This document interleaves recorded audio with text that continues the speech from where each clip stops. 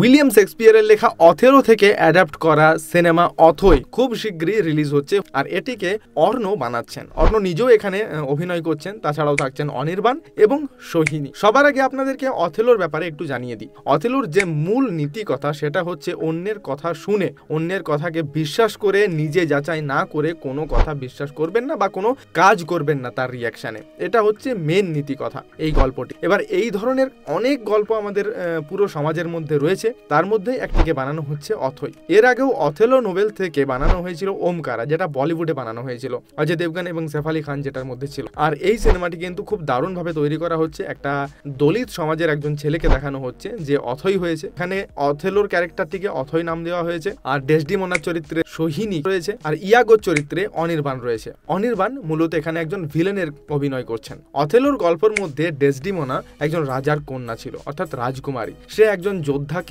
বিয়ে করে, তার সাথে ভালোবেসে তাকে বিয়ে করে অথেলো, যে কালো ছিল। এবং এখানে চলে আসে ইয়াগো, যার সৈনিক দলের মধ্যে একটা পদ আছে। আমি সবকিছু ক্লিয়ার করছি না, সৈনিক দলের মধ্যে একটা পদ রয়েছে। সে অথেলোকে রাস্তা থেকে সরিয়ে দিতে যায়, বা অথেলো যাকে মেন সেনাপতি রূপে নিযুক্ত করেছিলেন তাকে সরাতে চায়। এবং এই সমস্ত কার্যকলাপ করতে গিয়ে সে এমন একটা কাণ্ড করে বসে যেখানে অথেলো ডেসডিমোনা সব কিছু শেষ হয়ে যায়। আর এই গল্পও এমন ধরনেরই জিনিস দেখানো হয়েছে। মন্দারে যেভাবে আপনারা দেখেছিলেন ম্যাকবেথের ওপর বানানো একটা সিরিজ ছিল, আর ঠিক সেই ধরনের এখানেও ক্যারেক্টার কিছু রাখা হয়েছে। কিছু আজব ক্যারেক্টার এখানেও রয়েছে, যেমন ওখানে ছিল ডাইনি টাইপের চরিত্রে যেমন ছিল, ওখানে দুজন ছিল, এখানেও সেরকম দুটো ক্যারেক্টারকে দেখানো হয়েছে। এছাড়াও এখানে যে মেন স্ক্রিপ্টের গল্পটিকে তৈরি করা হয়েছে সেটি একটি নাটক থেকে নেওয়া। এই নাটকটি পরিচালনা করেছিলেন অর্ণ নিজেই, এবং অর্ণ এখানেও অভিনয় করছে এবং এই সিনেমাটিকে ডিরেক্ট করছেন। সাথে সাথে এটাও দেখা যাবে অথৈ এখানে একটা দলিত সমাজের ছেলে, যে ছোট থেকেই অনেক কিছু কষ্ট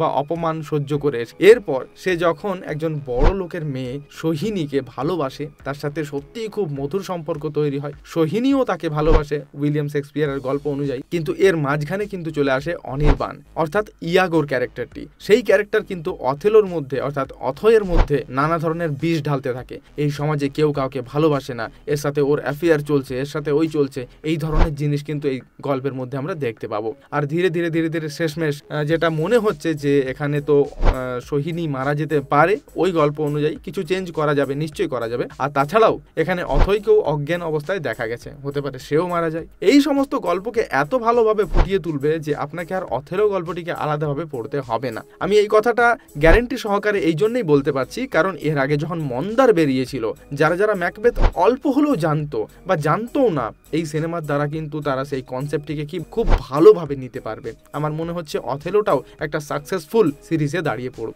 এসভিএফ প্রোডাকশন এবং জিও সিনেমার প্রোডাকশন এই সিনেমাটিকে প্রডিউস করছেন। এছাড়া এই সিনেমার মধ্যে আরো অনেক ক্যারেক্টার রয়েছে যারা নিজের নিজের চরিত্রে সত্যি খুব ভালো অভিনয় করবে বলেই আমার মনে হচ্ছে। তবে এই অথৈ গল্পটি রিলিজ হতে চলেছে 14 জুন, খুবই শীঘ্রই।